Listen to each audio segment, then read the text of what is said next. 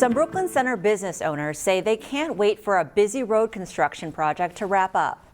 Phase 2 of the Brooklyn Boulevard corridor project got underway this spring. Construction spans a 1-mile segment of Brooklyn Boulevard between Bass Lake Road and Interstate 94-694. Reporter Sonia Goen shows us how the orange cones and road closures are impacting businesses in the area. You can't miss the heavy machinery and orange signs along Brooklyn Boulevard from Bass Lake Road to Interstate 94. Crews are busy making safety improvements. They're enhancing bike and pedestrian trails and modifying turn lanes at intersections. While most people are glad to see the improvements, some business owners say the project is causing headaches and confusion. In the very beginning, it completely devastated us. We were so slow because cars couldn't get in and out. They were parking next door. American Legion officials say the work is jackhammering into revenue. They say the business is down about 25%. During the day, we get a lot of old elderly folks that like to come in for lunch. They're the ones that we're missing the most right now because it's hard for them to drive through all that. This stretch of road is down to 2 lanes. And so what that means is if you want to go to any of these restaurants or businesses, you have to navigate through the orange cones, which can sometimes be a challenge. It's kind of hard just getting in here. When I was coming in, there's a big bulldozer in the way, and it was kind of difficult figuring out when to come in. I was kind of thinking of just driving by because I didn't want to stop. Next door at KVette Village House, they're also dealing with road construction pain. We had about like a 10 to 15% decrease in sales. And just a lot of customers, they're not happy about like driving through the construction. Now the work is expected to be done sometime next year. So for now, weary business owners are going to have to hold on a little while longer. Not very happy about it, but I mean, we do what we can. In Brooklyn Center, Sonia Goins, CCX News. Call it a bumper crop of kindergartners. Many school districts across the metro are seeing a surge in kindergarten students this fall. In the Wayzata district, there are about 940 kindergartners enrolled. That's 90 more students than last year. And students this year are still enrolling. The Wayzata district follows a statewide trend. School officials say there are several reasons for the sudden increase. During the height of the pandemic, many families decided to hold their students back instead of doing online learning. If they had a high quality preschool, they were probably doing some really great educational activities. So some families chose to stay in their daycare. Some families chose to homeschool. Some families decided just to wait and come to kindergarten the following year.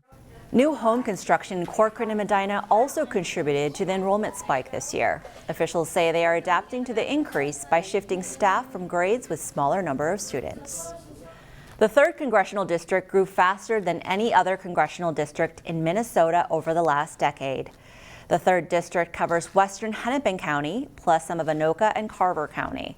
Census numbers show this area grew by 74,908 people, which is above what's considered the ideal size of a district.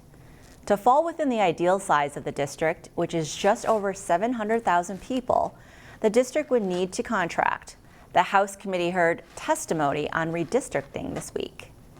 Dividing Hennepin County further among additional congressional districts would present challenges to residents and to the elected officials in the cities to make their job harder to speak with a unified voice, not only at the state level, but at the federal level. I think what we're hearing today from many of our testifiers is the importance of keeping communities of interest together. And as we've heard from other individuals, looking at what it is that makes up our communities. I mean, we've heard about transportation, we've heard about shopping, we've heard about schools. The deadline for the legislature to enact new congressional and legislative districts is February 15th. Absentee voting has begun for the November election. Golden Valley will be electing 2 council members. Eligible voters can now vote in person at City Hall on Monday through Friday from 8 a.m. to 4 p.m. until Election Day. You can also vote by mail, but first you have to fill out an application that you can find online.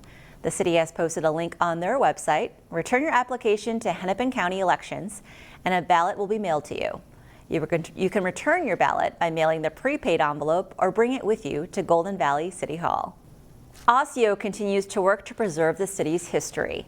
The City Council has created a historical preservation committee to review and advise the council on matters related to the historic areas of interest in the city.